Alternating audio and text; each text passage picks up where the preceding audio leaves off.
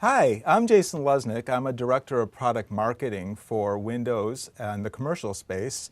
And I'm here to talk to you today about how you can manage Windows 10 in your organization. There's a lot of great things that we've been putting into Windows. Later on today, you'll also hear from Sandeep, who's on our enterprise client management team, to talk about some of the management tools outside of the operating system, Configuration Manager, as well as Microsoft Intune.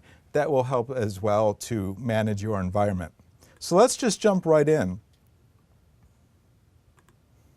So Windows is the best managed operating system that you can use in the business. And we've been focusing on manageability with Windows for a very long time. Windows 2000 came out, there was Active Directory, group policy, we've added WMI and PowerShell over the years. And with Windows 10, we've really evolved this into addressing the needs that your businesses have as well. And so there's a lot of choice in how you can manage Windows 10 in this world that we live in, where a lot of people are more mobile, not working on corporate networks in a coffee shop, or working from home, or working on the road, and still needing to have access to corporate data and applications on devices that either you're giving them to use or they're bringing in on their own.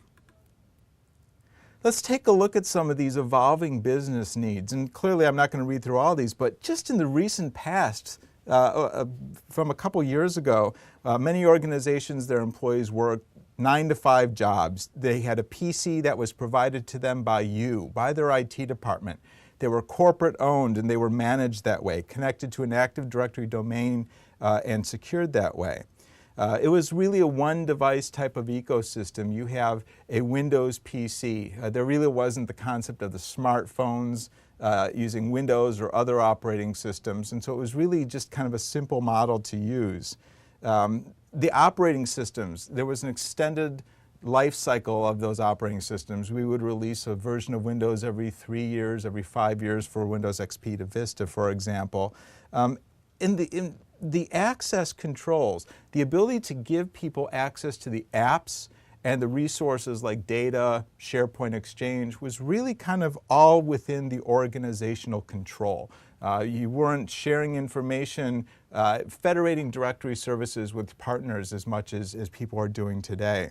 And really the network perimeter was the boundary. If I'm working in my office on my corporate device on the corporate network, everything could be bound by that corporate network. Something outside of the firewall was really just kind of off limits. And it really has changed quite a bit over the past few years, and that's why Microsoft is really focused on being a mobile-first, device-first type of provider for you. Things have really changed. People are working 24/7 by 365. The personal versus workspace in the lifestyles of people have really kind of blurred. You're doing some personal work, personal things at work. You're doing some work things when you're with your kids at home or at the soccer fields or things like that. Now, it's not just a single device on a single network. There's your PCs, tablets, laptops, phones, and you're really working from anywhere. A lot of times people aren't on the corporate network at all. Microsoft, for example, we have all of our resources in Office 365. I can access my email, my SharePoint sites, my documents without ever even VPNing in to Microsoft's corporate network. The mix of corporate and personal, or bring your own device, really adds a complexity to the manageability. Some organizations don't want to touch a personal device at all for legal or compliance reasons, for additional costs that are either perceived or real. And so the level of management that you may choose to do on a specific type of device or devices for specific groups of people is different. It could be more or it could be less managed depending on your needs. And of course, with things like the faster upgrade cadence of Windows, the shorter device life cycle, phones get replaced pretty often, yet they're still a really important part of that user's workspace.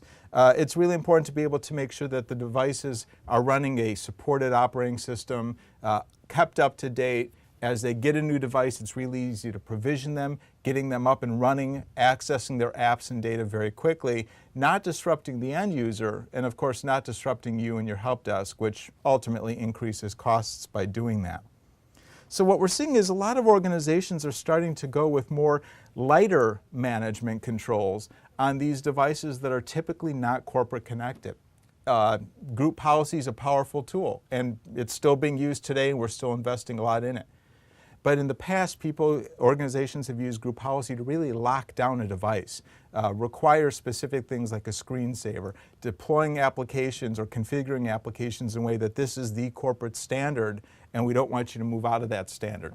Well, now with personal devices and even corporate devices that are just going to be used more in the cloud, typically we want to protect the apps, we want to protect the data, but we still want to give people the freedom to be able to do what they want with those devices as long as they're following those policies. Because a happy user is always a productive user.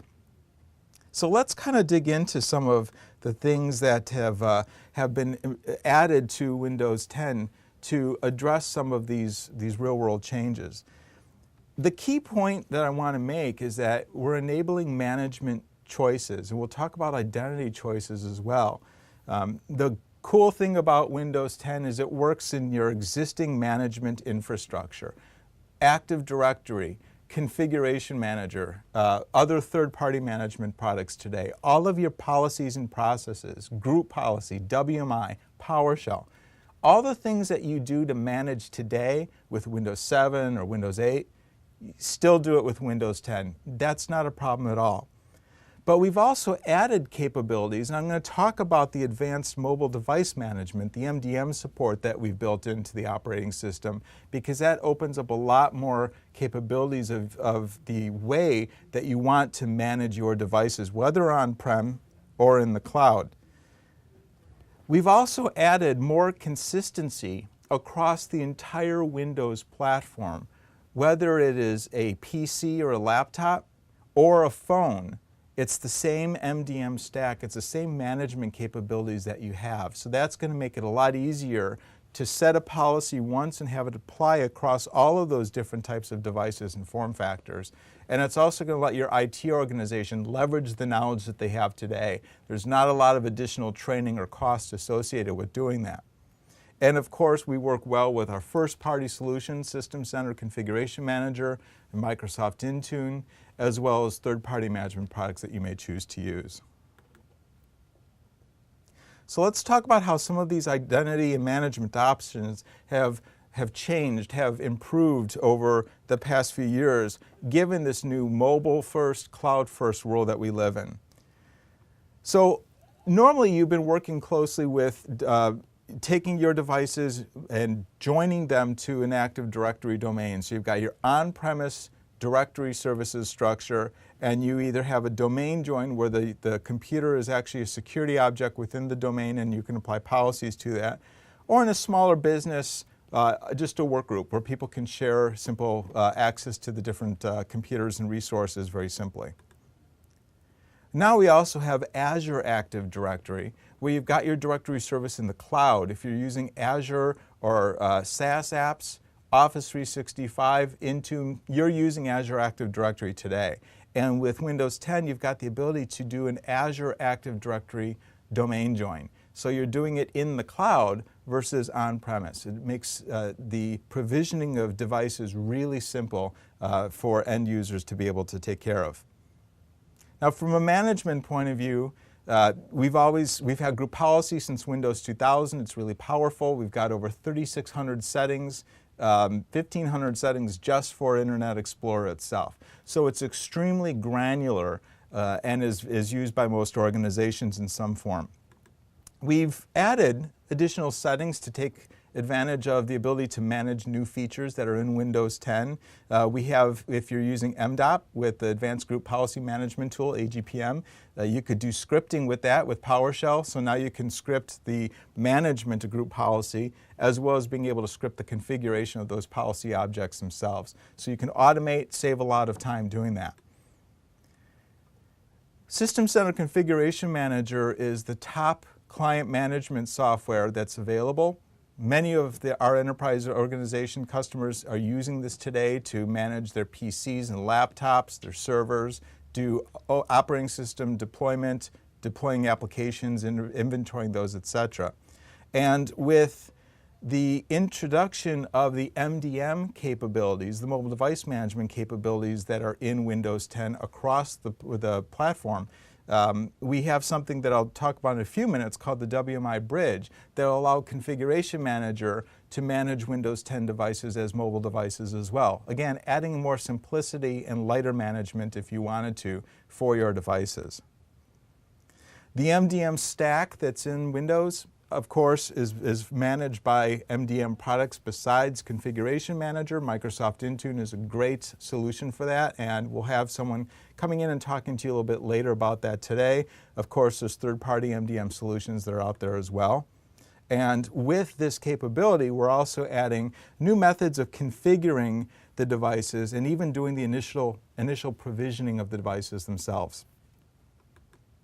And then finally, there's the other ways that have not changed that you can manage the devices, either using Exchange ActiveSync or, as I mentioned earlier, PowerShell or WMI to be able to configure these devices via scripting remotely if you'd like to.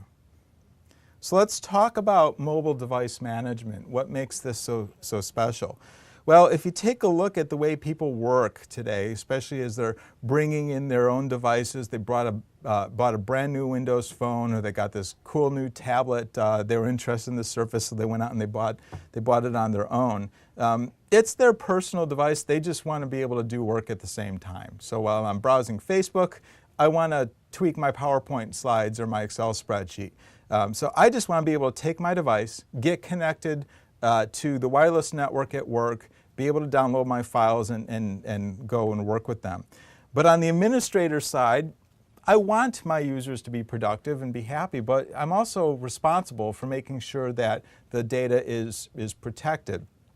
And so the administrator needs to kind of know what that device is and be able to make sure that certain corporate policies are applied to that device before I'm going to allow access to it. So for example, I want to make sure that you're entering in a 6-digit PIN on your device when you turn it on, because that's going to be connected to the corporate email system. So I want a baseline of management and protection on that device itself. So what would happen is the end user would enroll that device with the server. And the server could be a domain controller. It could be enrolling it into an MDM product like Intune. And once that occurs, then the productivity, the applications, the configuration, security policies, all of that stuff would be applied onto that mobile device. So we're using the MDM stack, and it's using something called SyncML, which is basically an XML file that includes those policies. Think about it as using group policy objects, but this is using kind of the different methodology with the MDM stack itself. And then those would be applied to that personal device or the corporate device, and the user is able to access the applications that you've offered to them. You could put down a Wi-Fi profile, a certificate, and so now that device is easily configured, and the user can access those resources and get working quickly. So how does this MDM platform actually work?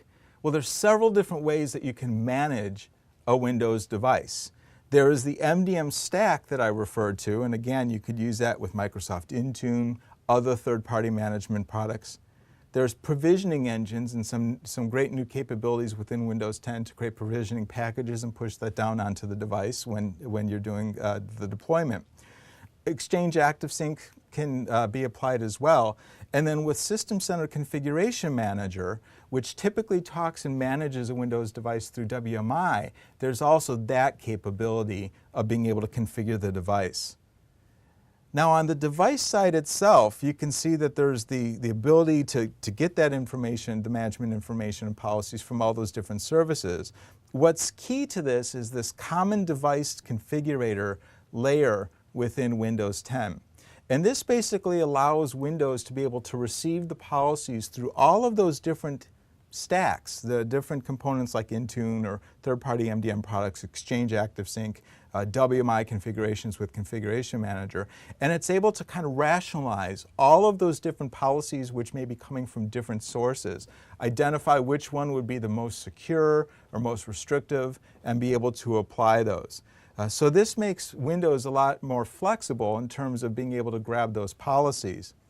And then what the WMI bridge allows you to do is take a service like Configuration Manager. As an administrator, you're in the console, you're providing all these settings. It goes through the WMI bridge and talks directly to either the WMI providers within the operating system or something called the MDM Configuration Service Providers, or CSPs. This is an extensible component in Windows 10 that enables us from an engineering point of view to go to all the different component teams and say, hey, if you develop a CSP, you can make your component, your feature set, manageable very simply, and then that's all exposed through Configuration Manager, through the WMI bridge, or through Intune and other MDM products. So it's a very easy way to add additional manageability to Windows based on those feature sets and still have that exposed through all these different management options. If you take a look, we introduced MDM capabilities in Windows 8.1 and in Windows Phone 8.1. It was a relatively small set of management capabilities, really focused on phone, though we did have some in desktop, in the desktop Windows platform. And it was really focused on the BYOD and the device lockdown scenario. But we also know that organizations are moving to the cloud. They may want to do lighter management capabilities or make it easier to manage, make the burden of management a little bit easier for their IT staff. So with Windows 10, we've made it a lot more advanced so we can do fully managed corporate devices now, not just the mobile device kind of settings. But we've also added that balance with the phone and desktop. Again, it's the same management stack across Windows 10, both on the desktop and laptop side, as well as on the phone side. So there's a lot more consistency in being able to manage these devices, regardless of the type of device form factor they are. So MDM in Windows 10 really has a consistent set of capabilities. And again, this crosses the mobile, desktop, as well as the IoT devices running Windows 10. And it focuses on the full life cycle of the devices themselves. So when you're enrolling the device, it can provision the device with the policies and the profiles for Wi-Fi or the certificates, other configuration settings or feature sets that need to be there. It allows you to directly integrate enrollment of MDM as users are enrolling their devices into Azure Active Directory. So they buy a brand new Windows phone or a Windows laptop, they boot it up for the first time, they say it's a corporate device, they log into Azure Active Directory with their corporate ID and password, and it's automatically enrolled into Intune, for example, and it starts to get those policies. Once that device is enrolled, we can get inventory on the device itself, the hardware, as well as the software that's installed. And then there's all that ongoing configuration and security capabilities. So for example, as I mentioned, the Wi-Fi profiles, email profile provisioning, application deployment, things like that. Even being able to manage how those devices are updated for future versions, updates or upgrades of Windows as they come out. And one of the cool things is that you can really kind of focus on the capability of taking a Windows device and putting it into a really lockdown mode, almost a kiosk or a single-use mode for banking machines or in school rooms or in restaurants. The application management, we've introduced the ability to have a curated Windows store. So this business store portal can provide you the ability of taking public apps and make them available for your end users and be able to track the payment of it, track the licensing of it, and things like that. So it's going to be a lot easier for you to manage those assets. It allows you to deploy your line of business apps, MSI applications, And again, being able to configure how those applications should work and even remove those applications when the end user is de-enrolling their device. You also have the ability to do this device wipe. So a couple things. If the end user loses the device, they can go to, for example, if you're using Intune, you can go to the company portal, which is the end user experience on the web or on the devices themselves, or the administrator can do it and basically do a full wipe. Just completely reset the device to the factory restore settings, and that way everything, personal, corporate data, is removed from that device. If the user decides to unenroll the device but keep the device, what would happen is you could do what's called a selective wipe, where we would have the corporate apps, the policies, all of those components removed. So it's a personal device, all it has are the personal applications and data on it, and the corporate stuff is removed from that. And then finally, if the user chooses to do the unenrollment, and they're allowed to based on the policies that you've set, as an administrator, you would know that that happened, so you can track that and audit that if necessary. So let's take a look at the three main areas of manageability that IT pros, when they talk to us, tell us that's important. The first part is about actually protecting the device and the data itself. So by using MDM policies, there's 6 major areas that we can focus on. There's the security of the device itself, being able to apply the Microsoft Passport, the PIN policies, configuring the firewall and Windows Defender, being able to configure connectivity-related settings. So for example, automatically connecting VPN on a per-app basis, for example, or block sharing of the internet via Wi-Fi. So if I am using Wi-Fi Sense and I want to turn that off, I can manage that from the central location. I can manage how Cortana works, enable it, disable it. As I mentioned, turning the device into a kiosk, or what we call an assigned access mode. So I'm limiting the use of the device for the type of task worker, a student, or for example, a medical device that's only going to do some specific tasks, and don't allow anything else on that device. I can also set up hardware policies that are specific to a phone, for example, or to, like, my Surface Book. I can turn off the camera. I could turn off Bluetooth if I wanted to. And then, of course, there's the system settings, like how the data gets synced up. If you're using a Microsoft account and you're going to sync your settings up with your other devices, I can allow that or deny it. On the enterprise version of Windows, I can turn down the amount of telemetry that is being sent. If you are sensitive to that type of information coming back to Microsoft, you could do that through MDM. And then, of course, you can use email, either Exchange ActiveSync policies or profile configurations. And again, this is to make it easier for users to just log in once, they get their device provisioned for them with all those policies or settings, and they can access email immediately. They're productive and happy faster, and you're reducing your help desk costs by not having to take all those calls to walk the users through configuring their devices. And again, this is just a representative list. This isn't the complete list. Back in November, we did some additional capabilities in our release. So with the Edge browser, we've added a lot of capabilities to there. As you know, that with group policy, there's a lot of Internet Explorer settings that are available. We're extending that for Edge. Cryptography settings like TLS cipher suites, enabling FIPS modes, things like that, if that's a requirement in your organization. Block access to the public Microsoft Store and just use the private store that you are curating on your own. Password expiration and history, domain names for email sync, so you can allow syncing of email with the Outlook client in Windows to only sync up with your corporate email and not allow it to sync up with a personal email account, for example. Privacy policies and device name configuration, and of course the ability to use the biometric capabilities like Windows Hello, for example.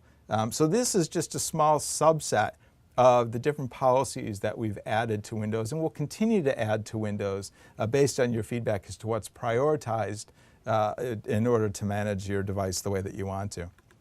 And of course, we're always adding to the group policy settings as well, things like Passport for Work, controlling the telemetry, as I mentioned, turning on Device Guard, things like that. So we're building a good set of configuration settings, both from a group policy side as well as on the MDM side, depending on which type of management capabilities you want to use.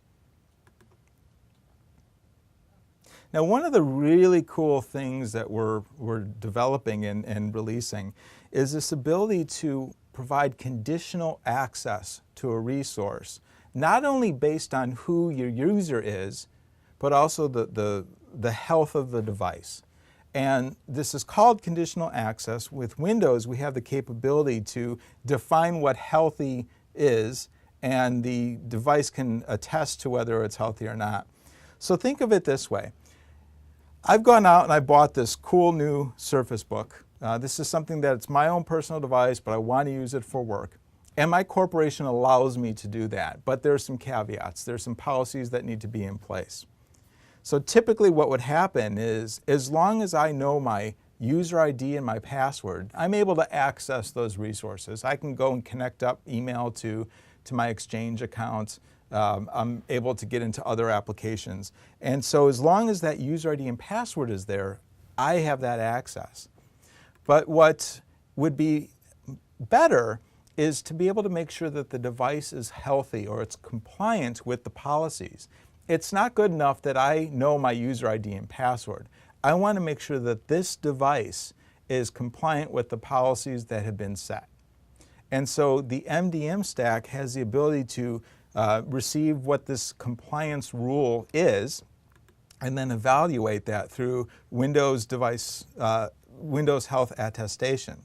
So for example, some of the rules, and this could be managed in Intune, is it a managed device? Have I enrolled this device in Intune? If it's not been enrolled in Intune, then Exchange will block access to it, for example, or SharePoint will block access to it. Is the device up to the patch standards that I've defined? If I have been on vacation for a few weeks and there was a patch that needed to be applied and I don't have it yet, I can be blocked from accessing Exchange until it's installed on my device. Is the firewall enabled? Do I have antivirus software? So once these interrogations occur and Windows is able to prove that the device is compliant, now I have access to my email. If any of these things change, if I decide to unenroll my device from Intune over the weekend, I no longer have access to those corporate resources. It's a very, very powerful tool to make sure that your users are accessing data appropriately on the devices that they want, as long as they meet your protection requirements. And you'll see a little bit later on in a different session where Intune and System Center Configuration Manager can help with that. This is just a real simple health attestation report where you can take a look and view in a dashboard in Configuration Manager exactly the health of your Windows 10 environment, how many of your devices are compliant or not. This is really a powerful tool that I'm excited about.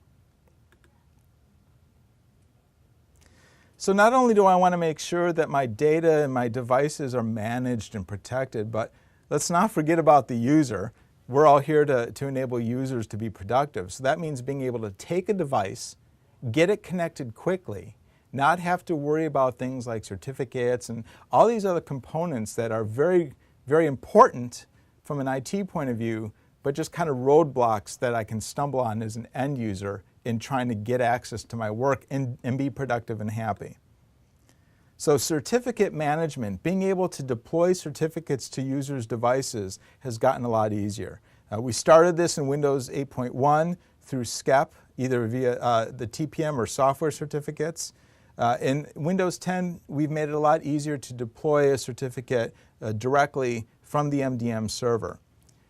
We've also added the capability, leveraging Microsoft Passport, to use Passport to have certificates. Users can simply enter in a PIN, for example, or through Windows Hello, if you have a device that supports this capability, just to be able to look at the screen, it'll identify who I am based on my face and infrared capabilities to validate that it's my face and not a picture, and then that will apply and authenticate me as appropriate.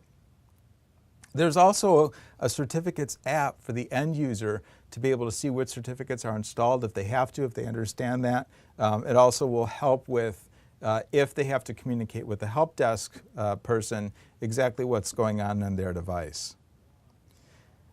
In the November release of Windows 10, we also added the ability for the support of SMIME in the inbox Outlook email client. So that addressed a lot of requests from some of our customers to make sure that the email can be secure on the device as well. Better VPN management.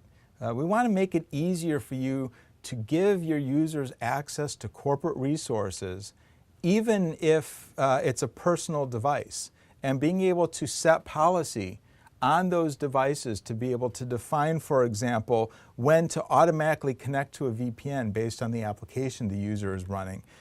Being able to define application-based filters to know when to use the VPN or when not to. And being able to set up the policies centrally in Intune and Configuration Manager, regardless of the VPN solution that you have. So beyond Microsoft, if you're using third-party VPN software, it's extensible.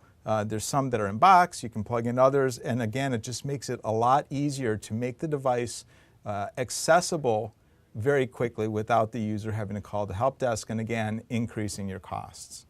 And finally, in November, we also released Azure Active Directory-based VPN. So it's a lot easier when the devices are in the cloud to be able to go into on-premise resources within the company in a very seamless manner, again, reducing those calls to the help desk. You also want to make sure that the device is up to date. Now this actually goes back to the first 2 points about making sure that the data in the device is protected, because you're getting updates to the operating system to be able to manage that. But also, you'll be able to access the newer updates to Windows that makes the users more productive. And so you can manage device updates through the MDM stack. So you could do this today. And there's several things that you could do. For example, you can control when and how updates are applied onto the device, whether it's notifying to do a scheduled restart, things like that. Choose the source, whether it's coming from Windows Update for Business, WSUS, or Windows Update. The update compliance, how do you make sure that what happens if the updates aren't installed, what would happen there? And again, in November, with our release that we had there, we also added the policies to be able to defer upgrades, what that deferral period is, and even the ability, if an update requires a EULA, that you can accept that EULA on behalf of your users, and they're not going to have a dialog box pop up asking them to accept a EULA that they don't understand. We've also added more capabilities from a troubleshooting point of view to help the administrators help users when that help desk call pops up. So you could do some assistance remotely, like locate the device based on the support in your MDM product, as well as to execute that remote wipe. Originally, we had this in Windows Phone. We now have it in Windows, the full Windows platform. So if I lose my laptop, if I lose a Surface Book, I can actually go and do a remote wipe of the PC itself. We also have richer MDM diagnostics through Event Viewer on the PC, or an app called Field Medic for the phones, so that if the help desk has to troubleshoot something remotely, then there's information that's there for them to pull off, or for the end user to provide to them with the information necessary to reduce the time of resolving that help desk call. You have a very consistent way of doing side loading now with Windows 10 as well. You can do it without a limit on the number of apps or number of devices that you can do that, the side loading with. You can either use a semantic certificate, which you've had the ability to do before, or you can have your own enterprise certificate as well. So it's going to be a lot more flexible to be able to do your own sideloading onto these devices. You can also deploy MSI apps directly through the MDM stack. So not just apps from the Windows Store. So that's a really powerful feature that people have been asking us for. You can continue to restrict applications, either allowing an allow list or a block list of applications running through AppLocker. You can manage that directly through the MDM stack. And then finally, for the universal Windows platform apps, there's settings management and app inventory that you could do directly through the MDM stack as well. I mentioned earlier the Windows Store for Business, and this is a curated version of the public Windows Store that allows you to apply bulk licenses to applications. So if they're not a free app, you've paid for it and you want to assign those, you want to enable your users to pull those down without them having to pay for it, you'll be able to do that. There's strong flexible distribution models based on how your organization is defined to be able to deliver specific licensed apps to specific people only. It allows you to manage those licenses to see how many you have if you need to purchase more or purchase less of those if need be. And what we added was the capability to be able to manage it for the free apps as well. So if you're recommending apps that you want your users to have the ability to install simply, they can appear in the Windows Store for Business and they'll be able to install those. And there was that other step, as I mentioned, about being able to remove all the enterprise data. As the user unenrolls their device, you have this full wipe option, which is kind of the nuclear option. This is typically in the case where the user loses the device, where I don't know where the device is, I don't want anything on it anymore. I don't want my work data or my email, but I also don't want my photos and all my personal apps and data on the device either. So a full wipe would get rid of all of that. But an enterprise or a selective wipe allows you to do things like remove the assets, the corporate assets on that device, the certificates, your VPN or Wi-Fi or email profiles, all of those policies that you've used to require the PIN or things like that. This is really in the case of, I'm going to leave my company, this is my personal device, so just kind of put it back to where it was before. I don't want a PIN on my device anymore, so I don't want that requirement on the device that would enforce that. It could remove the applications that were installed through MDM. So my corporate applications would go away while my personal applications would stay on there. And when the enterprise data protection comes out, we would be able to remove those EDP policies on it as well as removing the corporate data that was tagged through the enterprise data protection capabilities that are coming soon.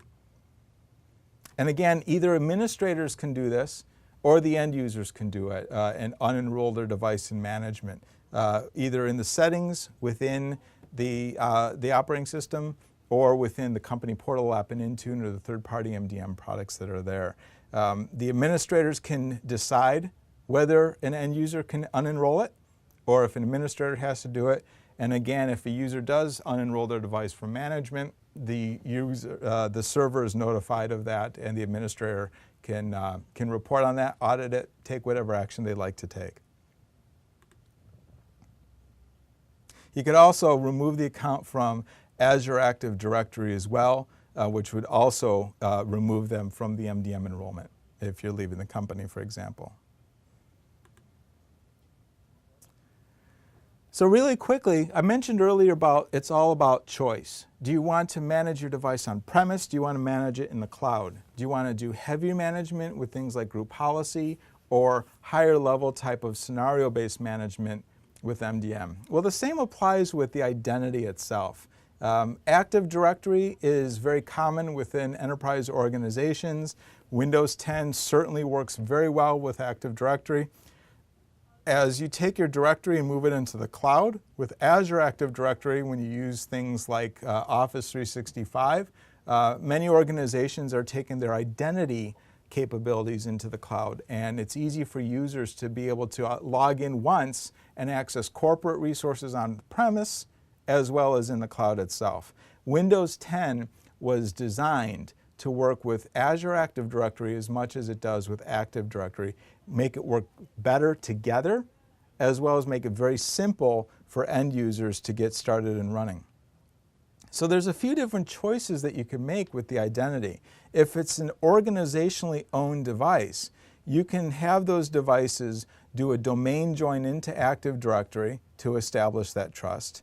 The user logs in with their Active Directory account, they get the group policy settings, System Center Configuration Manager may be able to go out and kind of troll the directory or the network, automatically enroll the device into Configuration Manager and start to manage it. Or you can have the device enrolled in Azure Active Directory and build that trust between the device and Azure AD instead. The user signs on with the Azure Active Directory account, which would probably be the same as the on-premise account if you have that. And it could automatically enroll in Intune or other third-party MDM products, and those settings will apply down to the device based on that MDM capability. Either way, you're going to get single sign-on to your enterprise as well as cloud-based services. Now, on a personally owned device, it might make sense just to allow the end user to register the device either in Active Directory or Azure AD through device registration. And that gives them the ability to do single sign-on capabilities to either the Microsoft account that they might have to access things like Outlook.com, as well as single sign-on apps that you're offering either on-premise or SaaS apps or Office 365. And again, the policies can come down from Microsoft Intune or third-party MDM products. Again, the choice is yours depending on where you're going with manageability and whether you want to do support BYOD and have management coming from the cloud or on-prem.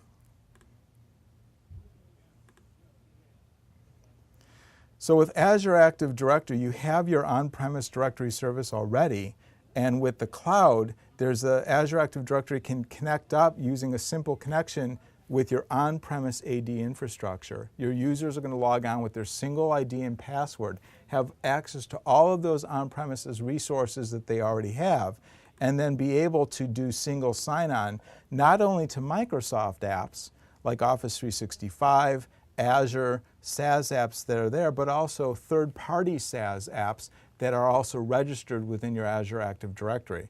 And that way it is really truly a single sign-on experience for the end user on their personal or corporate device wherever they are. And it also gives you the ability to identify where they're logging on to, and if they leave the company, you can remove or disable their account and they won't have access to any of those applications very quickly. One of the additional benefits of Azure Active Directory Premium is self-service capabilities that an end user would have. Again, the goal is to make them productive while reducing your help desk costs and support costs. If they forget their password, if they want to join a new group that they have access to, they can do that in the cloud through a simple web interface. So what do you do to get ready for Windows 10? In closing out this session, I encourage you to take a look not only at Windows 10 and what that offers you, but take a look at Azure Active Directory and see how that may play into your corporate plans for moving into the cloud. Make sure that you're current with System Center Configuration Manager and Windows Server, especially Configuration Manager, to be able to take advantage of being able to manage the new capabilities that are in Windows 10. You can use older versions of Configuration Manager, and we have documentation on TechNet that explains that. But being on the latest and greatest version of Configuration Manager enables you to manage Windows 10 to the richest capability. Of course, if you're using Microsoft Intune, that's a cloud-based service and it's always updated, so you don't have to take any action with that. Consider your mobile device needs. Do I need to manage mobile devices as deeply as I've been managing my corporate PCs over the past several years? Maybe you do, but in many cases you probably don't. So take a look at how you want to do that light management capabilities.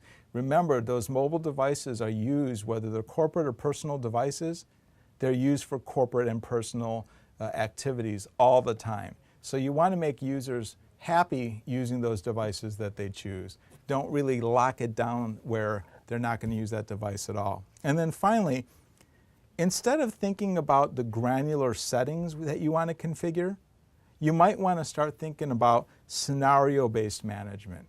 I want to be able to protect the data from leaving the device.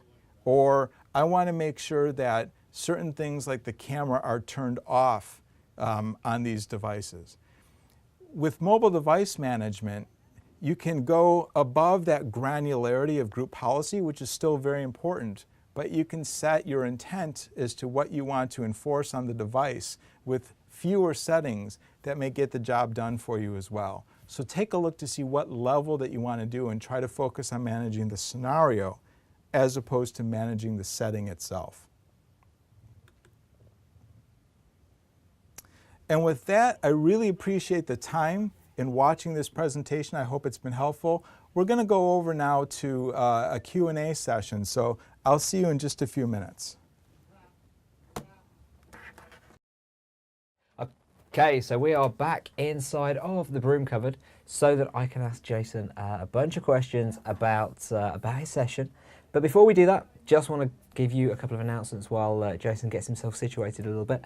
Firstly, the hashtag TechNetVC. Please keep those tweets coming in. We've had a bunch more very interesting photos coming in on the hashtag whilst we've been there. We've seen that some folks at Black Bay, you're in a meeting room watching the conference going on live. Thank you very much for that. I think so far one gentleman has tried to fake his way through the competition for as many screens as you can manage. I think that was a photograph of a movie that he sent in there, so let's try not to go there. But there was about, I think the current highest total stands at around 7. Keep sending those in.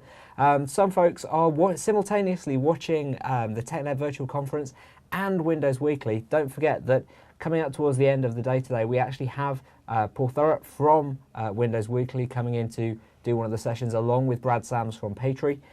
So tons and tons of very cool things that have been coming in on the Twitter there. Don't forget, if you want to enter the competition, you need to enter that as hashtag TechNetVC, hashtag contest, so that we can enter you in there. And don't forget to follow the MSIT Pro Twitter handle as well, so that they can come back to you with the prizes a little later on. However, now, Jason, welcome to the broom cupboard. That was a pretty amazing session on all of the stuff inside of Windows 10 for management. Just in case there's anyone out there that hasn't been on for the past hour, what kind of stuff did you actually cover?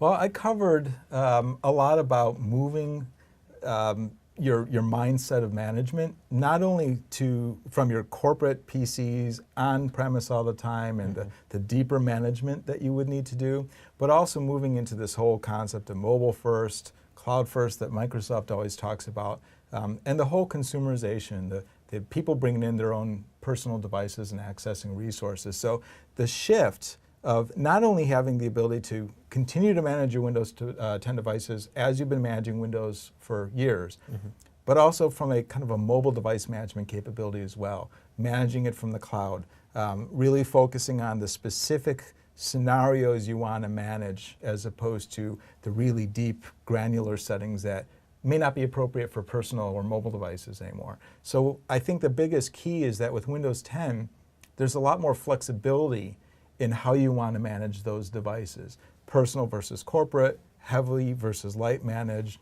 cloud versus on-prem, while still using the same tools that you're already familiar with. Yeah, and I think that's one of the things that a lot of folks maybe before that session may not have realised, that all of those tools that you're still familiar with, they still work. They're Absolutely. still out there. It's a very rich management infrastructure that we have for Windows 10. And you get to choose between MDM and group policy and even managing with PowerShell if you want to. Yeah. Totally. It's probably the richest management infrastructure that you could apply to any operating system that's actually available today. So kind of amazing stuff. But also, you covered aspects of the identity platform as well around Azure Active Directory. Yeah, and later on in the day, there's going to be a session that Sandeep is going to talk about the Enterprise Mobility Suite. And when we talk about managing devices, device management itself is only a part of it. It's also about identity and the applications. And at the end of the day, it's all about managing and protecting the data.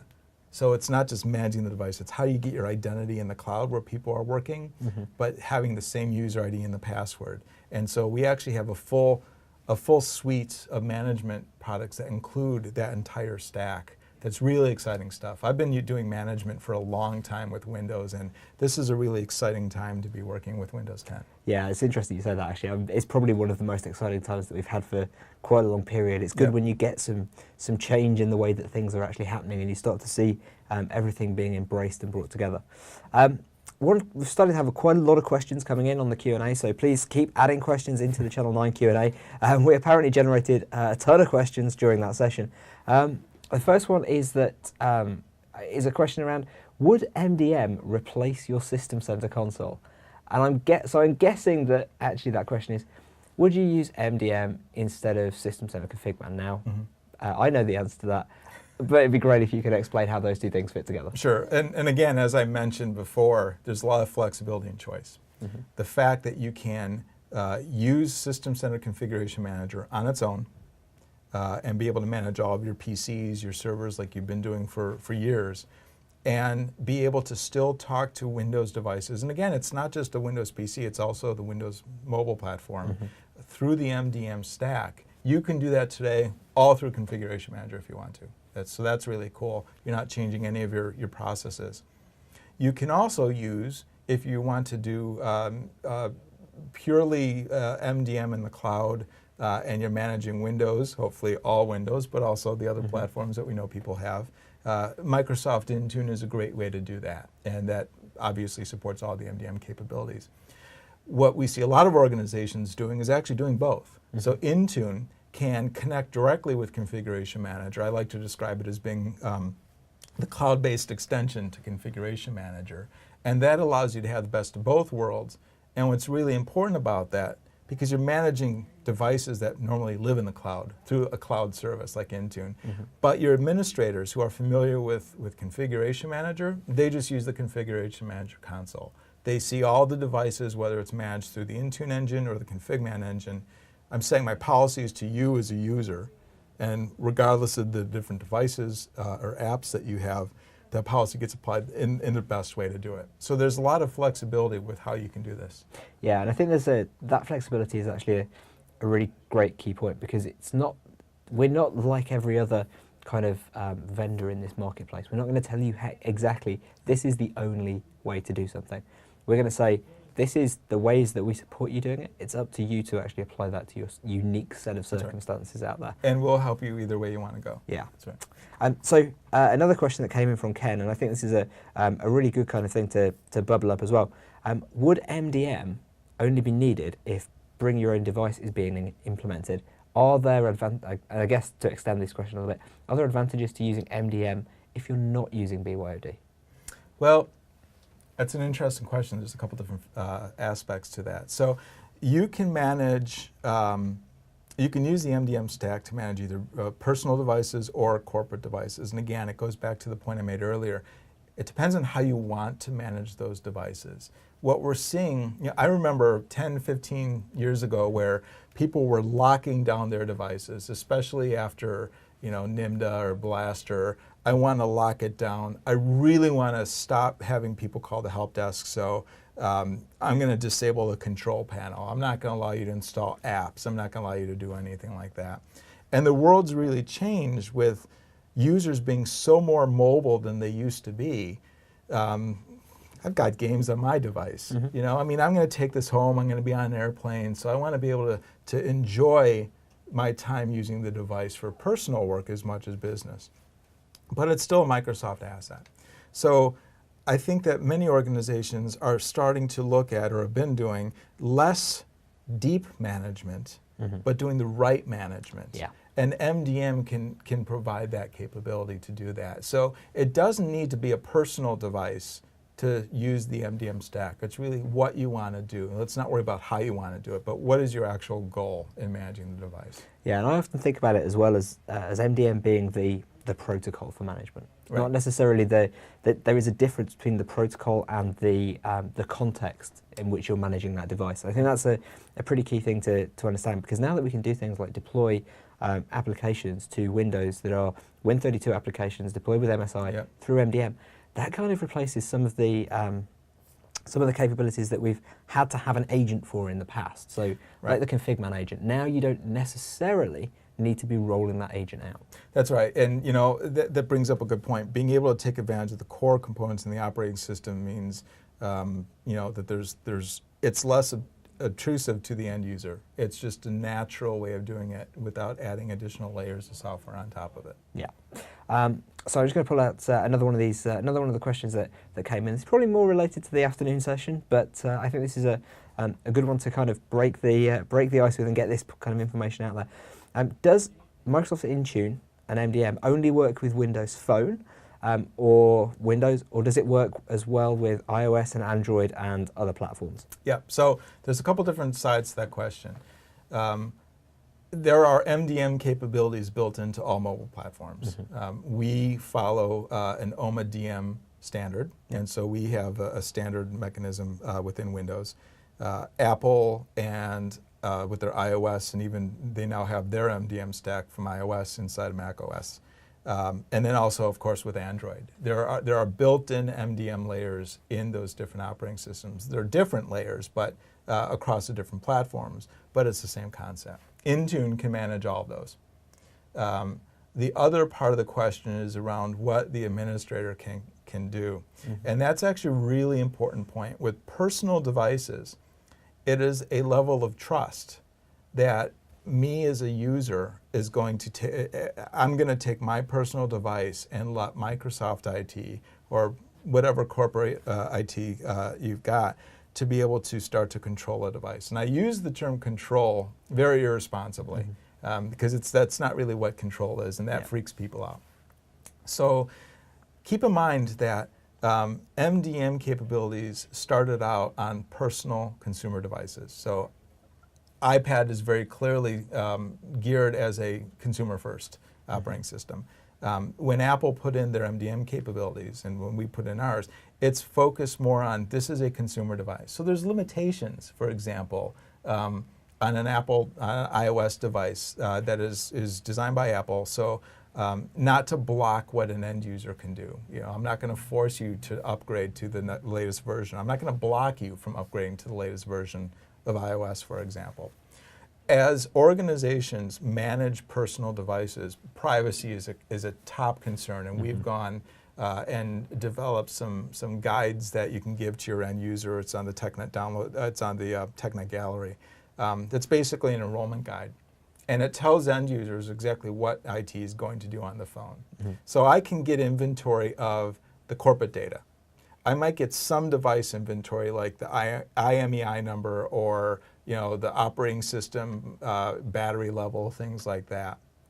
And I can set some policies, but I'm not going to collect your SMS log. I'm not going to remotely execute a camera command to take a picture or stuff like that. That's just not something that we would be able to take advantage of. Yeah, and I think a lot of people don't actually realize that the platforms themselves don't even let you take advantage of those kind of things. Exactly. You can only use the tooling that the operating system provides in most cases, and therefore you can't do certain things there. So it's relatively easy to be black and white with the end user over what the capabilities But nonetheless, it's a very legitimate concern that end users need to get comfortable with.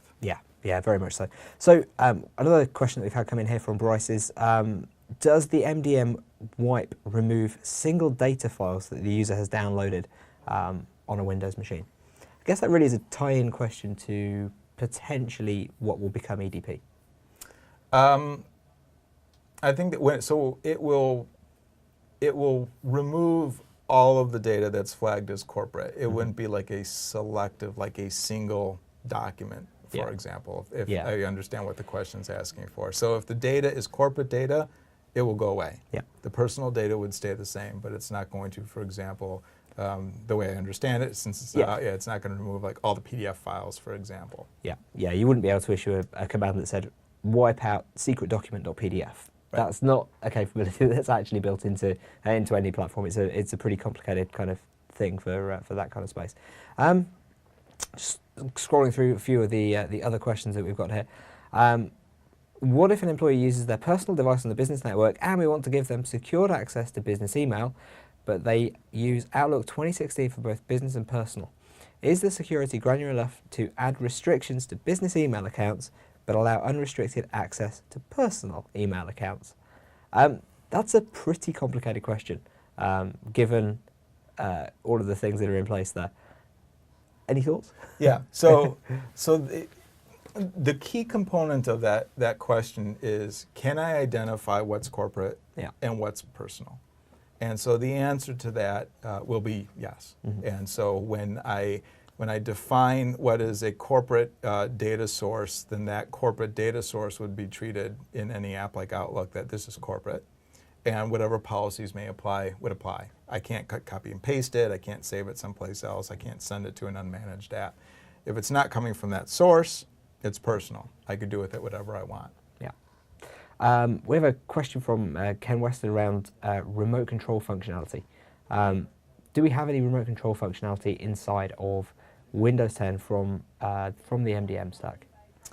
I do not believe that we have remote. So there's obviously remote control capabilities in Windows. Yeah. It's up to the MDM solution to be able to support that. Yeah. It's a great question whether or not that can actually be triggered through the MDM channel. I don't know. I think that's one of those questions we'll have to follow up with afterwards. Mm-hmm. Obviously, great question. If you're in the situation of using Configman, mm-hmm. then yes, the answer is you could do a remote control very quickly, very easily from within the Configman client and the Configman agent. But yeah, we'll have a look at that. Obviously, when you're looking at these kind of capabilities, one of the best places to look is the configuration service provider reference, which is on MSDN.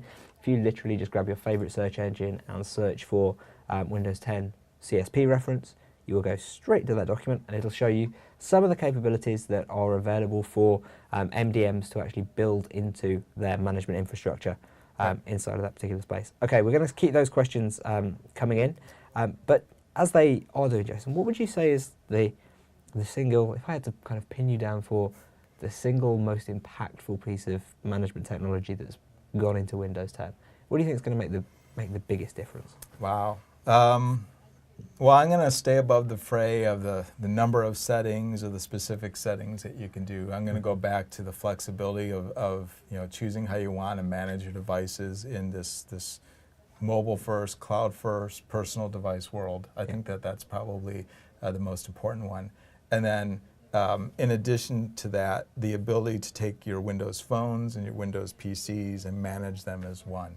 I think that's going to really help reduce the flexibility. Reduce the flexibility would be bad. Reduce the complexity mm-hmm. From an administrative point of view of looking at these different devices differently. That's the benefit of Windows 10 is it's a unified platform, and so you can manage it in a single way as well. Yeah, I think that really is an incredibly important thing, because if anybody out there is used to managing iOS and OS X devices, for example, OS 10 has a slightly different set of MDM capabilities from an iOS device.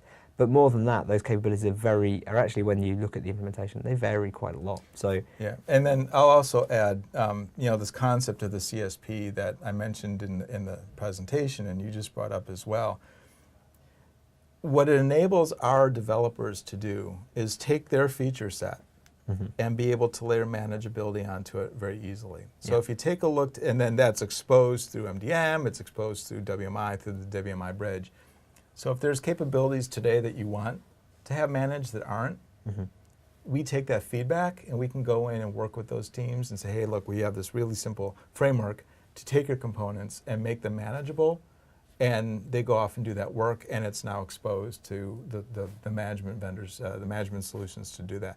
So I think that's going to make more management come into the platform over time based on the new feature sets and based on what people like you are asking us for. Yeah. Okay, I want to do one final question, which is a question about identity. And the question that's coming is, on Azure Active Directory, is ADFS still needed in order to do single sign-on for on-prem and off-prem services and users? That's something which the Azure AD team blogged about like literally last week on their on the Azure AD blog. So it's it's a great place to go. If you want to have a look at the Azure AD blog, it's blogs.technet.com/b/ad. But it's a great feature because it's something that could be enabled today using a group policy setting, which actually allows you to go on, set a group policy setting in your on-prem environment, and those machines will automatically enroll themselves into Azure Active Directory if you have that set up and configured. You also have to be using Azure AD Connect. Now, if you've got Azure AD Connect in place, that will allow you to do password hash sync. So what will actually happen in this case is your users will be synchronized up to Azure Active Directory along with a password hash. The machines will automatically enroll into Azure Active Directory as well as into the on-prem directory through the group policy. And then when the user signs into their machine, they will be signing on to Azure Active Directory, but they'll also be signing on to their on-prem directory. So yes, they'll get that effect of single sign-on everywhere. There are some requirements on having Windows Server 2016 in place in order to enable all of that.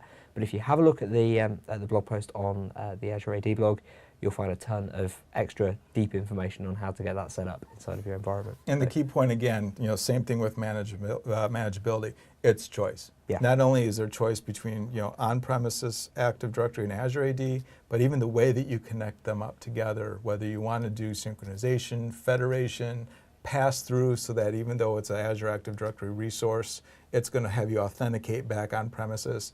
A lot of flexibility there, and that AD Connect tool that they've developed is really great for delivering that flexibility simply. Yeah, and it really does make it, as you say, very flexible and very simple. So I just want to let you guys also just repeat that hashtag again, hashtag TechNetVC, so that if you want to get in touch with us, you can through that. You can also tweet me directly at SciMonster on Twitter.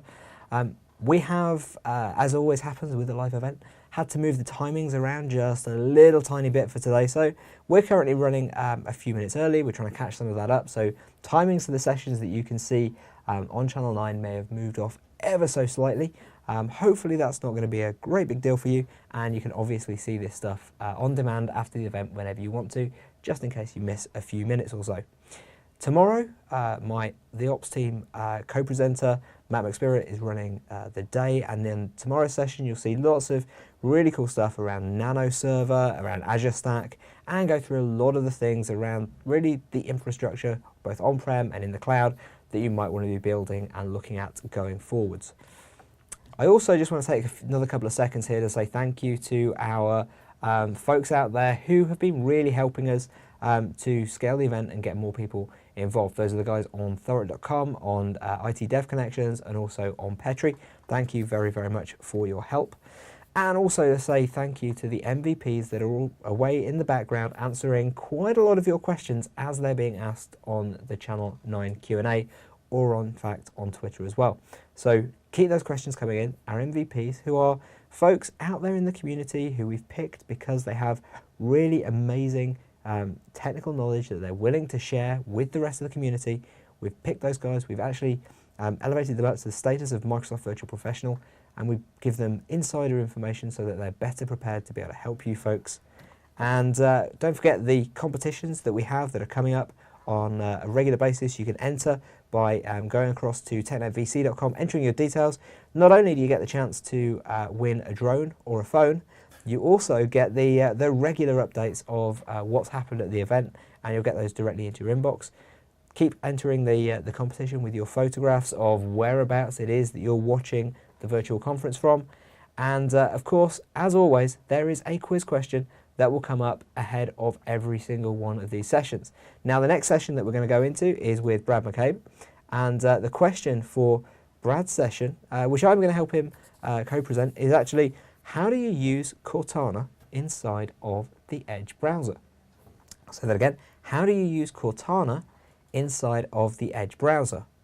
So if you want to enter that particular competition, you just need to tweet the answer along with hashtag TechNetVC and hashtag contest, and the first 5 respondents will be picked out, and you'll be able to win some of those tech points.